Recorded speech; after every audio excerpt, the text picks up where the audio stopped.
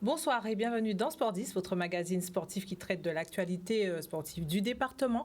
Ce soir, nous parlerons de windsurf car j'ai le plaisir d'accueillir un très très grand champion, très jeune, mais avec beaucoup de talent. Donc ce soir, je reçois Lohan Jules. Lohan, bonsoir. Bonsoir, bonsoir.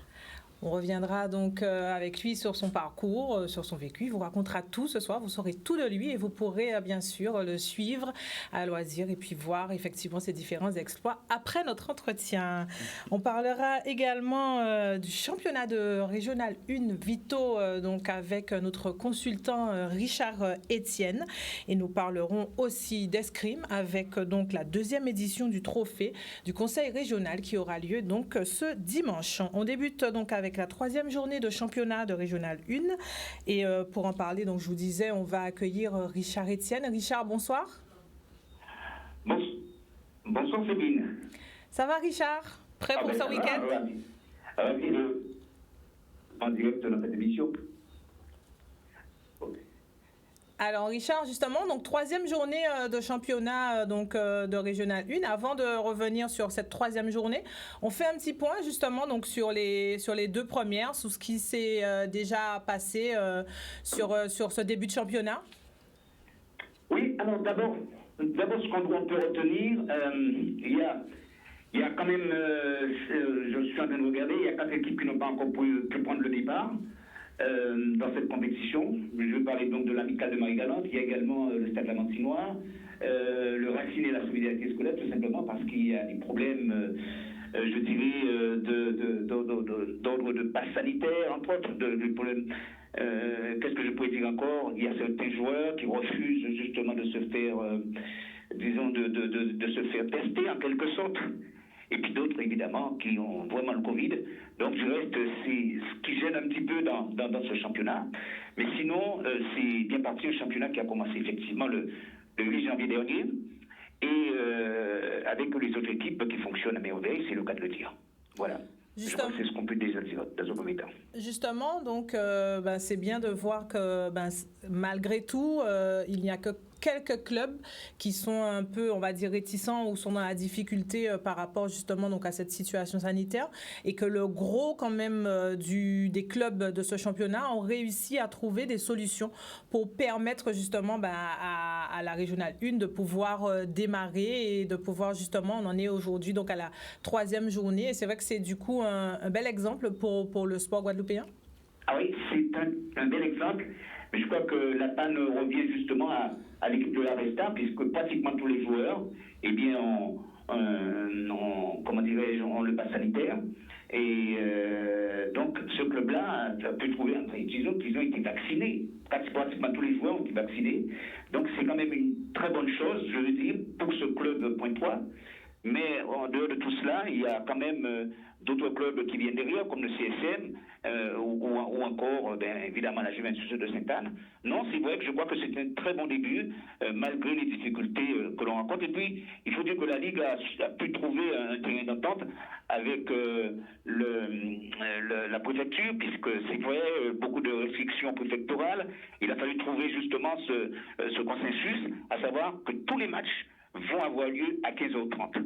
Donc, c'est déjà un bon point. Effectivement, tous les matchs ont lieu donc à 15h30, donc depuis le week-end dernier, effectivement, par rapport au couvre-feu. Et oui. Donc, l'adaptation a été, on va dire, plus ou moins simple, parce qu'avec des rencontres à 15h30, on sait qu'il y a des difficultés aussi de terrain.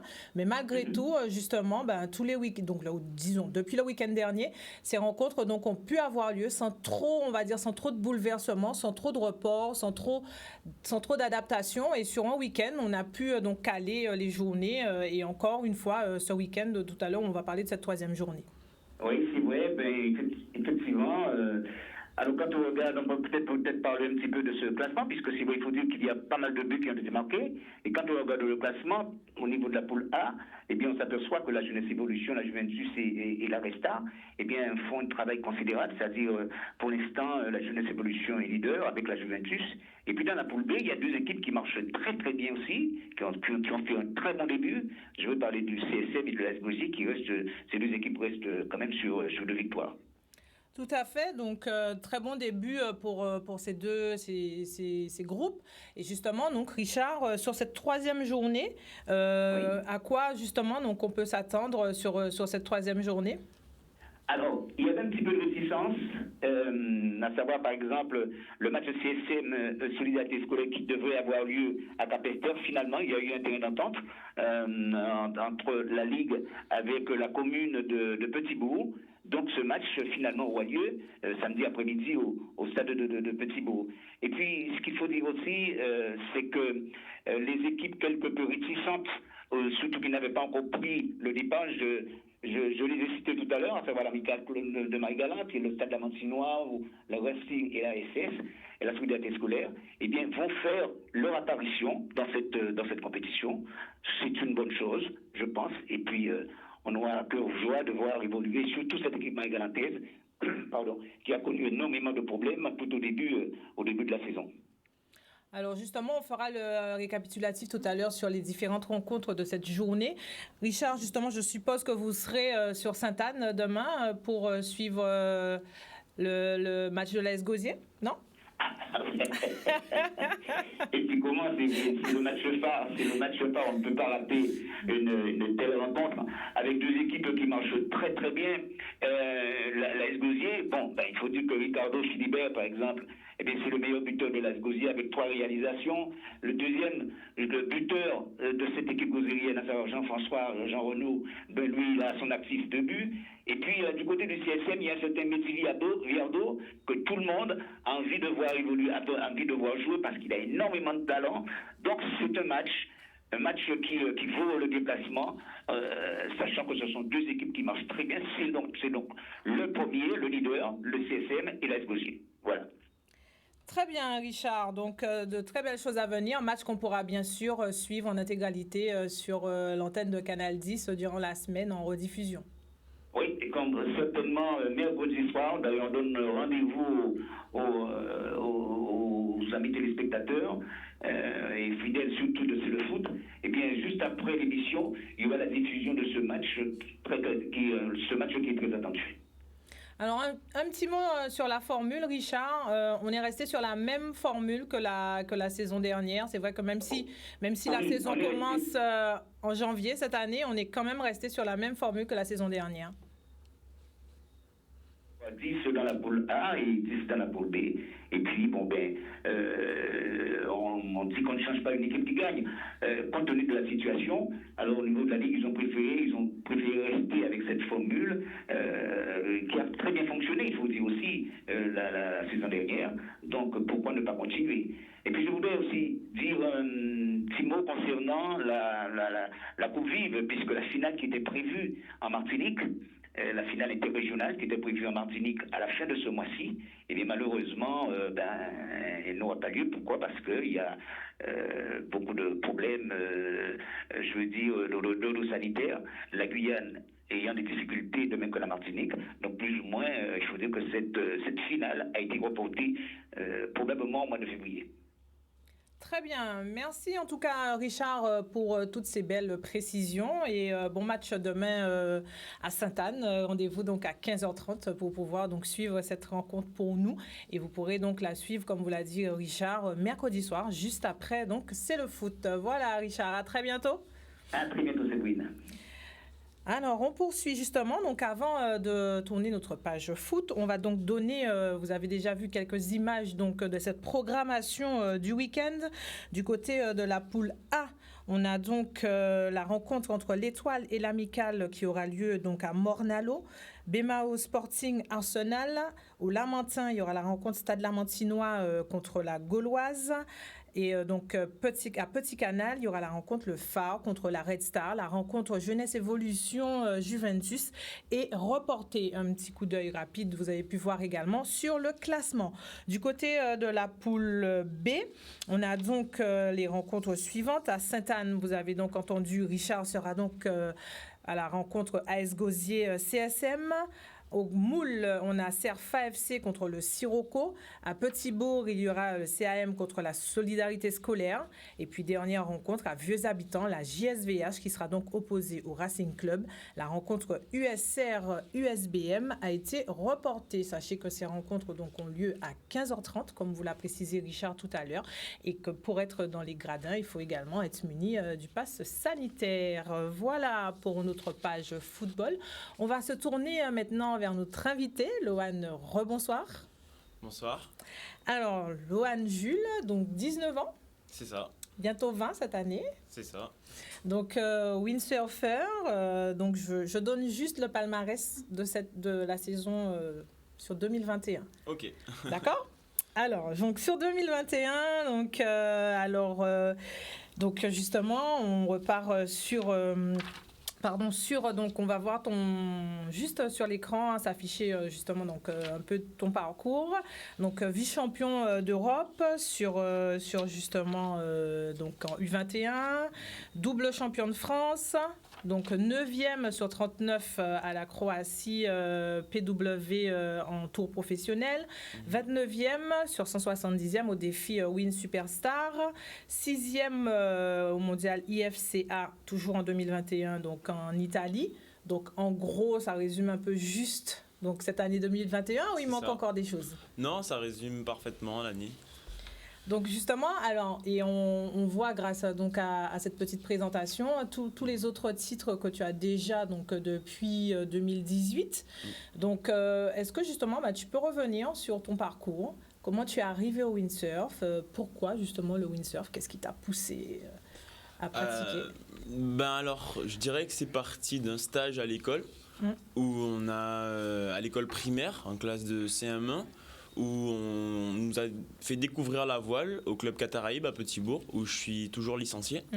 Et j'ai adhéré tout de suite à la voile au cours de ce stage. Du coup, j'ai demandé à mes parents de m'inscrire pendant les grandes vacances pour un mois de stage, puisque j'étais vraiment passionné par la voile.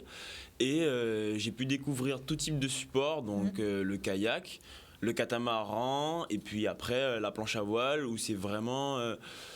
le truc qui m'a fait accrocher quoi. Et du coup après j'ai continué, j'ai demandé à mes parents de m'inscrire et après j'ai rencontré Hugo Tellier qui a été mon coach pendant des années et du coup après il m'a lancé dans le bain des compétitions, j'ai pu enchaîner et il a décidé de m'inscrire au pôle espoir pour que je puisse rentrer au Krebs et là tout s'est enchaîné, j'ai commencé à faire de bons résultats avec les entraînements qu'on avait chaque après-midi, où c'était vraiment superbe parce qu'on pouvait s'entraîner tous les jours. Et en Guadeloupe, on est béni pour ça parce qu'il y a du vent quasiment tout le temps. Il y a du soleil, il fait chaud, c'est pas comme en France où il peut y avoir plusieurs types de conditions, il fait pas toujours très beau. Et du coup, après, on a pu avoir plein de titres avec l'ensemble des Guadeloupéens et c'est parti comme ça. Voilà. Alors justement, palmarès très très riche, vraiment très conséquent. Donc aujourd'hui, on se rend compte, voilà, même dans ta voix, quand tu en parles, on sent toute l'énergie, toute la joie que ça dégage de toi. Donc c'est vraiment quelque chose qui a déclenché, cette initiation a vraiment déclenché quelque chose chez toi. Donc justement, aujourd'hui, qu'est-ce qui pousse encore, à 19 ans, on a déjà un palmarès aussi long, de se dire, ok, je dois encore aller de l'avant, je dois encore aller chercher de nouveaux résultats? Je dirais que ce qui me motive actuellement, c'est que pour l'instant, je suis dans les catégories jeunes. Et en fait, moi, j'ai envie d'aller chez les seniors pour essayer de démontrer ce que je peux faire. Et en fait, je trouve ça assez excitant, en fait. L'idée de se dire, maintenant, tu as prouvé ce que tu pouvais faire chez les jeunes. Maintenant, il faut essayer d'aller chez les seniors et de tout écraser, quoi. Le plus dur reste à venir, en gros. C'est ça, le plus dur reste à venir, mais ça me fait pas peur. Donc c'est cool. Un parcours justement où tu parlais donc du passage au pôle espoir, tout. C'est vrai que c'est important. On se rend compte quand même qu'ici il y a suffisamment de structures pour permettre aujourd'hui aux champions de pouvoir se réaliser. Ah, totalement. Je pense que avec l'aide du CREPS que j'ai eu en tout cas, pour ma part, c'est quelque chose ça a été le déclencheur en fait. Et du coup, on avait une certaine liberté pour pouvoir s'entraîner. Et dans tout type de sport, aujourd'hui, on parlait de foot il n'y a pas très longtemps, tout à l'heure. Et moi, quand j'étais au CREPS, pareil, il y avait les structures pour que les jeunes ils puissent après devenir professionnels par la suite. Donc en Guadeloupe, on a tout ce qu'il nous faut pour réussir, hein, c'est sûr. Alors justement, toi, ton parcours, de toute façon, il est qu'en Guadeloupe. Comme tu le dis si bien, il y a tout pour pouvoir justement réussir.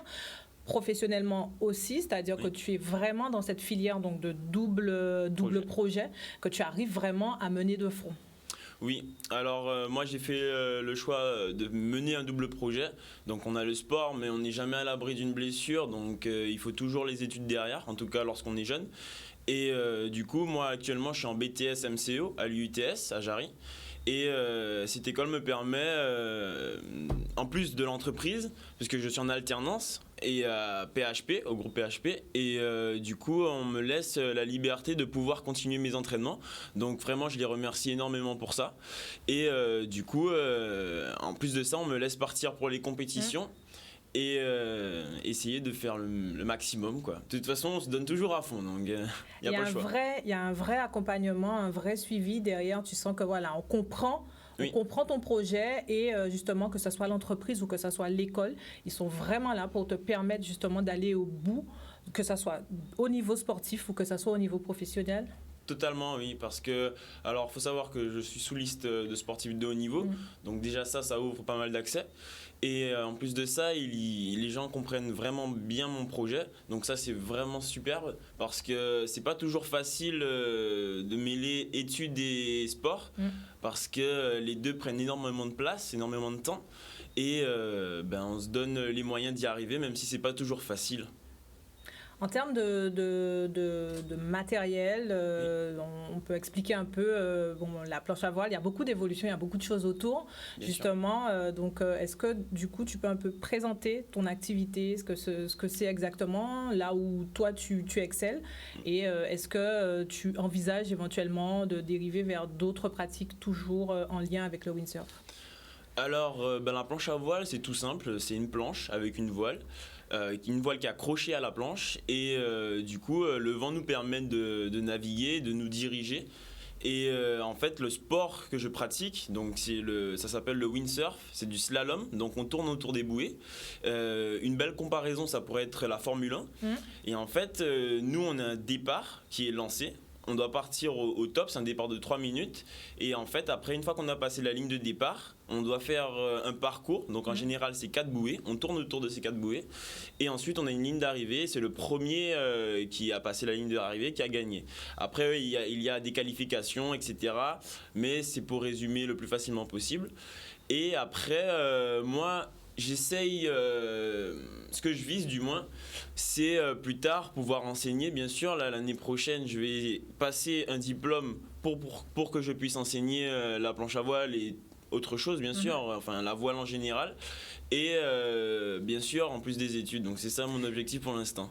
Gros projet alors, parce que bon, on disait tout à l'heure, 19 ans, tu es quand même dans tes études, tu es aussi en grande explosion au niveau de ta carrière sportive, et tu trouves tout de même le temps d'inclure dans ton projet de pouvoir justement apprendre et de redonner déjà. Oui, donc ça témoigne tout de même de... C'est plein de projets, mais je trouve que c'est assez excitant de pouvoir se dire, bon, maintenant tu as un certain savoir, et je trouve ça bien de pouvoir après apprendre aux plus jeunes et donner quelques conseils s'ils en ont besoin, voilà. Et puis peut-être aussi généraliser, on va dire démocratiser peut-être cette pratique totalement. du windsurf, parce que justement on a les moyens de faire en sorte qu'il y ait de plus en plus de champions dans ce domaine-là. Bien sûr.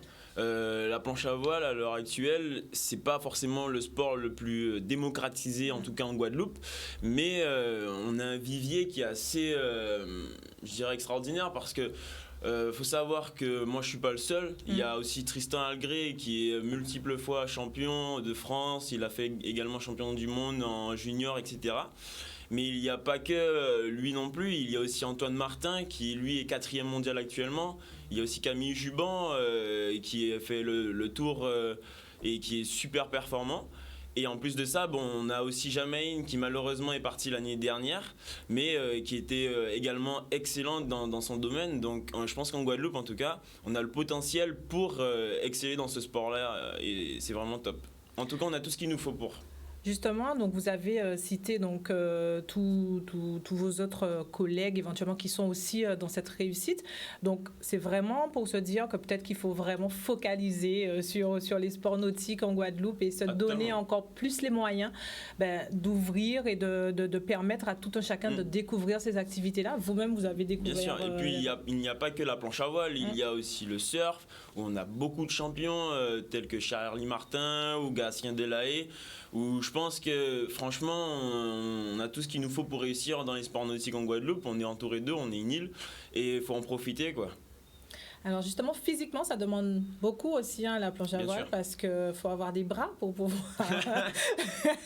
Bien sûr. Justement, donc en général, comment du coup s'organise votre temps entre les études, les entraînements?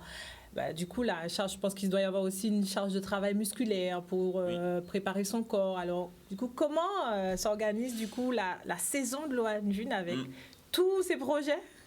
Alors, lorsque j'étais au CREP, j'avoue que c'était un peu plus simple parce qu'on avait tout était mis en place. Mais une fois que tu n'y es plus, t'es un peu autonome. Hein. Et du coup, moi, j'ai école le lundi et le mardi. Et du coup, j'en profite pour aller à la salle de sport après les cours. Donc, je termine à 16h, donc j'y vais après. Et ensuite, le reste de la semaine, je suis en entreprise et je termine à 15h et j'en profite pour aller naviguer pendant le reste de la semaine. Et en plus de ça, si ça peut arriver qu'il n'y ait pas de vent, donc je remplace les séances de planche à voile par des séances de sport. Et le week-end, s'il n'y a pas compétition, on enchaîne avec les deux. On fait les deux. D'accord. Et comme ça, c'est réglé. Alors justement, en termes de coûts, en termes d'accompagnement, comment ça se passe? Est-ce que du coup, parce que vous avez fait comprendre que vous êtes très bien accompagné professionnellement, en tout cas pour vous aider à réaliser votre projet, mais sportivement, est-ce que ça aussi, ça demande un coût? C'est vous qui devez tout gérer pour vos déplacements lors des compétitions. Donc du coup, comment ça se passe aussi à ce niveau-là? Alors déjà, j'ai la chance d'avoir une mère et un père qui m'accompagnent à fond, et aussi une sœur bien sûr, qui m'accompagne à fond dans le projet. Donc ça, c'est vraiment déjà top parce que ma mère, c'est un peu la secrétaire, quoi. L'agent. C'est ça, l'agent. Et du coup, bien sûr, le matériel de planche à voile, ça a un coût comme tout. Et mon budget personnel est de 50 000 € par saison, donc c'est quand même énorme. Oui. Et du coup, heureusement, j'ai plein de sponsors qui m'accompagnent. Je pense actuellement au Port Autonome ou à GMA ou encore Caroline qui m'accompagnent depuis maintenant des années. Et également CMA-CGM aussi depuis 2 ans maintenant qui m'accompagne et qui vraiment m'aide énormément. Et du coup, la planche à voile, bien sûr, en plus des voyages, ça a un coût énorme, mais sans eux en tout cas on pourrait rien faire du tout. Donc je pense que c'est pour chaque sportif ça, les sponsors c'est primordial pour réussir. Et bien sûr, j'invite si quelqu'un regarde à la télé. Et encore de nouveau. Bien sûr, moi je suis à la recherche de sponsors permanents, donc voilà, l'annonce est faite. Alors justement, donc dans votre progression là, cette saison 2022, donc elle a déjà bien commencé puisque vous avez remporté déjà donc une compète à Saint-François donc il y a 2 week-ends. Donc comment justement, durant toute cette période sanitaire un peu contrainte, du coup, vous avez géré? Bon, ça s'est vu au niveau des résultats, ça ne vous a pas trop impacté, mais justement, quand même, comment vous gérez toujours encore avec toutes ces situations sanitaires compliquées? Je dirais qu'après le confinement, le monde de la planche à voile, comme partout, a été impacté par la Covid. Mais après, on a su rebondir puisque le championnat de France a quand même pu se dérouler. Donc à partir de là, les compétitions étaient reparties et par la suite, les autres organisations ont réussi à trouver des créneaux pour faire les compétitions entre tous les confinements qu'il y a eu partout dans le monde. Mais c'était pas évident parce qu'en tant que sportif, on doit continuer à s'entraîner, garder le moral, garder le mental. C'était très compliqué. Il y a beaucoup d'amis à moi qui ont arrêté puisque c'était trop compliqué et en termes de budget, ça avait un coût énorme. Mais comme je le dis, je ne suis pas parti en France, j'ai fait le choix de rester en Guadeloupe, faire mes études d'ici, donc ça déjà ça a été un bon choix puisque c'était trop compliqué là-bas. Et j'ai gardé le mental et j'ai continué. Et là, j'espère que ça va repartir de nouveau et que les choses seront beaucoup plus jolies que les années précédentes. Alors justement, est-ce que du coup, la planche à voile est encore discipline olympique? Oui.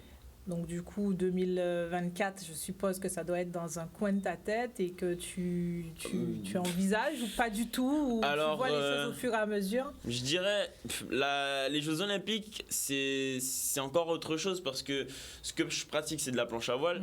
Alors en planche à voile, il y a plusieurs disciplines. Il y a dans les vagues, il y a le freestyle, il y a le format olympique avec Q-foil, puisqu'on est passé sur le foil, donc on vole au-dessus de l'eau actuellement. Et d'ailleurs, c'est assez impressionnant à voir. Mais je dirais que c'est pas ceux qui m'attirent le plus. D'accord. Car ce que je fais n'est pas encore aux Jeux Olympiques, même s'il y a la planche à voile aux Jeux Olympiques. Par contre, si bien sûr j'ai une porte pour y aller, oui, je le ferai parce que c'est quand même les Jeux Olympiques. Mais c'est pas mon projet principal, d'autant plus que c'est très compliqué de vivre de la planche à voile olympique aujourd'hui.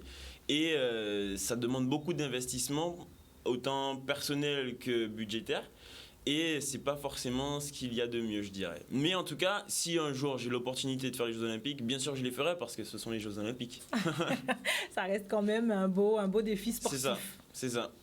Alors donc justement, donc sur cette saison, donc vous êtes un peu en attente. Donc des différentes organisations qui vont se mettre en place.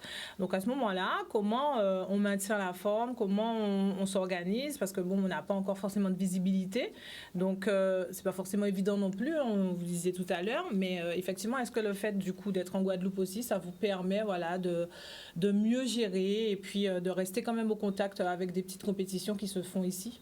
Bien sûr, on essaye de garder la forme au maximum. D'ailleurs, on remercie le CNSF, le club de Saint-François, qui a pu faire une compétition malgré le Covid. Et du coup, ça a permis de remettre dans le bain.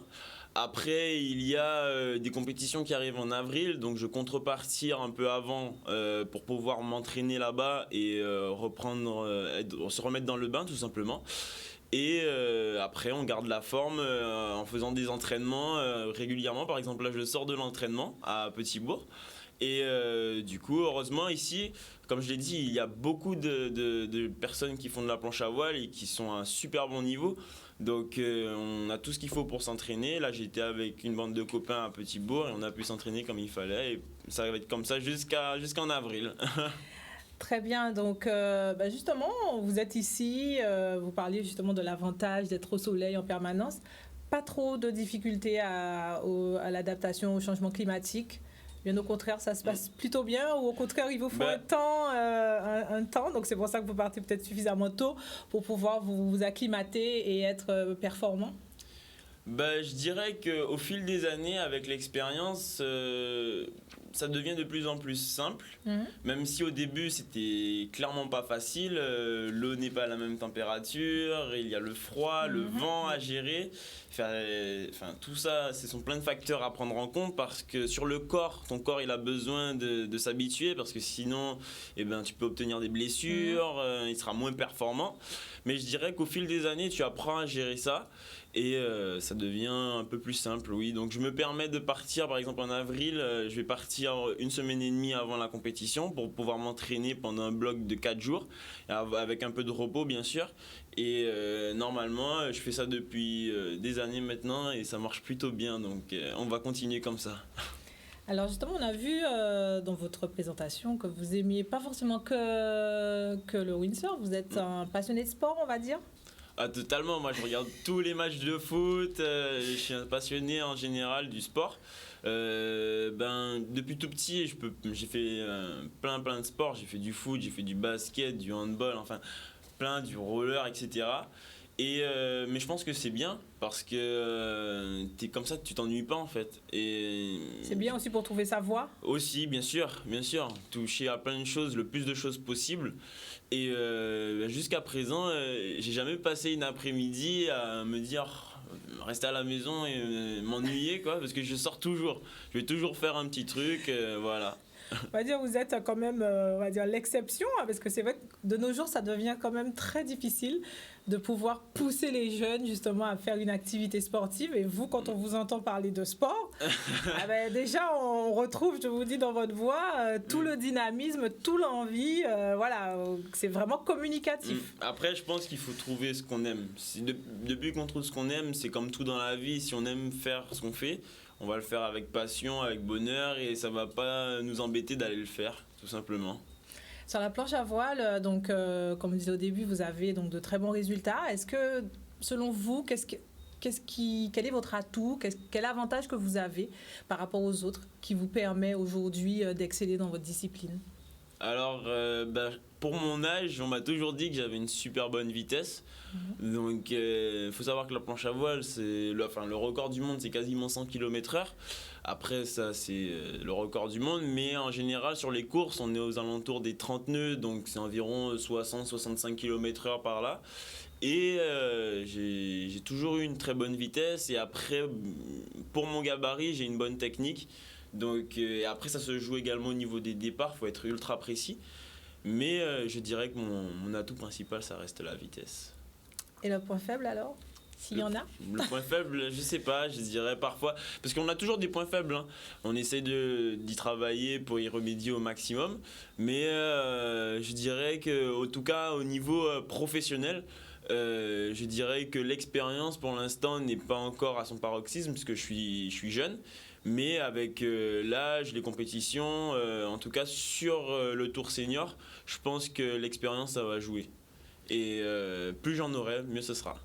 Et justement, donc votre arrivée sur ce tour senior, parce qu'on a quand même vu donc, dans votre palmarès que vous avez déjà participé à des courses pro, et justement dans ce tournoi, dans ce type de niveau, donc vous y avez déjà quand même mis un petit pied.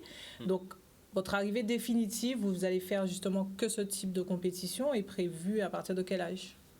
Alors, cette année, c'est ma dernière année en jeune. D'accord. Donc, je commence déjà à faire des courses seniors parce que je veux être prêt au maximum. Mais c'est ma dernière année, donc l'année prochaine, je suis entièrement senior et je vais essayer d'en découdre au maximum. Donc là, vous allez essayer de profiter aussi à fond de cette dernière année chez les jeunes, essayer de remporter tout ce qu'il y a à remporter. Maximum. Le maximum. Enrichir votre palmarès, c'est ça l'objectif. Ben oui, parce que lorsqu'on est jeune, il faut essayer d'avoir le maximum de titres, parce qu'en fait, c'est ce qui va te faire ta force après, que ce soit sur le papier ou sur l'eau. Pour continuer à évoluer dans le sport, parce que bien sûr, lorsque tu as 20 ans, et que tu affrontes quelqu'un qui a 30 ans et qui est depuis 20 ans dans le circuit, c'est pas toujours simple d'être devant, mais faut pas lâcher, voilà. Est-ce que justement, dans la planche à voile, il y a des chutes ou est-ce que justement, ça aussi, c'est peut-être un petit côté, on va dire, dangereux de la planche à voile, parce que quand même, tu parlais de vitesse tout à l'heure. Donc, est-ce que c'est quelque chose aussi qu'on doit appréhender, on doit passer le cap aussi à ce niveau-là? Bien sûr. Comme j'ai dit, on va assez vite sur l'eau. Faut savoir que déjà 70 km/h sur l'eau, c'est assez énorme. Du coup, si on chute, ça peut faire très mal. En général, en tout cas pour l'instant, ça s'est plutôt bien passé, mais pour moi. Mais pour d'autres, ça peut être fatal. Et en tout cas, il faut essayer de se préparer au maximum, physiquement également. Préparer son corps à recevoir des chocs, parce que s'il n'est pas prêt, on peut se blesser facilement. Mais essayer de prévoir les choses au maximum, tout simplement. Aujourd'hui, en course, ils ont exigé le port du casque et du gilet. Auparavant, ce n'était pas le cas. D'accord. Mais aujourd'hui, avec l'arrivée du foil, ça devient un petit peu dangereux. Mais tout est contrôlé, donc ça va pour l'instant. Très bien. En tout cas, merci, Louane. Mais il n'y a pas de souci. C'est moi qui vous remercie. Et d'avoir partagé ta belle énergie, en tout cas, avec nous. Et donc, tu restes avec nous. On n'a pas tout à fait fini. Donc, avant de remercier définitivement Louane, on va passer donc à l'escrime. Donc, le week-end dernier, il y avait une compétition organisée par le Cercle Sud de Basse-Terre. On revient justement sur cette compétition avec ce reportage de Maxime Morel. Nous avons organisé notre manifestation de l'année, du cercle de Sud-Bastère, et en même temps nous organisons aussi le deuxième horizon 2028. L'horizon permet aux enfants d'avoir des points, de se qualifier pour partir au mois de juin en métropole. J'ai tiré en M15, donc j'ai tiré en surclassé étant donné que je suis en M13. J'ai gagné les M15 et les M15 c'est plus de niveau parce que c'est pas vraiment ma catégorie, et en M13 j'ai aussi gagné étant donné que c'est ma catégorie, et je n'ai pas eu trop de difficultés en M13 mais plus en M15 parce que ce n'est pas ma catégorie. Le bilan d'aujourd'hui, ça s'est plutôt bien déroulé pour une première compétition M20. Il y a eu un peu de difficulté dans les matchs, mais ça restait quand même à voir. C'est aussi une préparation aussi pour les championnats de France et les circuits qui arrivent bientôt. Et oui, voilà, ça reste toujours une préparation. Mais les entraînements, faut toujours suivre les entraînements, mais ça reste toujours une préparation. La compétition est divisée en deux. Il y a la compétition qui est classique et là on a des points pour l'année, mais l'enjeu principal c'est l'horizon 2028. C'est-à-dire que quand on participe à l'horizon, avec le temps, je dirais, avec la performance, on peut se retrouver peut-être à l'UNCEP, on peut se retrouver au championnat de France, mais il faut commencer par faire des points en Guadeloupe. Mais le plus important, c'est l'horizon 2028. Et la compétition donc, qui se poursuit ce week-end avec donc la deuxième édition du trophée du Conseil régional, compétition qui va se dérouler au Palais des Sports Laura Flessel de Petit-Bourg. Donc sont concernées les catégories M17, M20 et seniors au fleuret et à l'épée. Début de des compétitions à partir de 8h et la remise des prix donc est envisagée à partir de 13h. Le public bien sûr est admis avec une jauge donc à 50% de la capacité du gymnase et bien sûr sur présentation du pass sanitaire à partir de 12 ans. Voilà, donc Loane, que pouvons-nous donc te souhaiter pour cette année 2022 ? On est encore dans le moment des souhaits, on est en janvier, il nous reste encore quelques jours. Donc qu'est-ce qu'on pourrait bien vouloir te souhaiter pour cette année 2022 ? Plein de réussite et que du bonheur, je dirais. Tu es déjà, on va dire, en bonne voie pour ça. C'est ça, on y travaille pour en tout cas. Très bien, voilà, donc on arrive donc au terme de ce Sport 10 pour donc ce week-end. Je vous souhaite donc de passer une très très bonne soirée et puis n'hésitez pas à vous rendre dans les différents événements sportifs qui pourraient donc avoir lieu ce week-end et notamment cette troisième journée de championnat de Régional 1. Et nous, on se donne rendez-vous la semaine prochaine pour un nouveau numéro de Sport 10. Bonne soirée.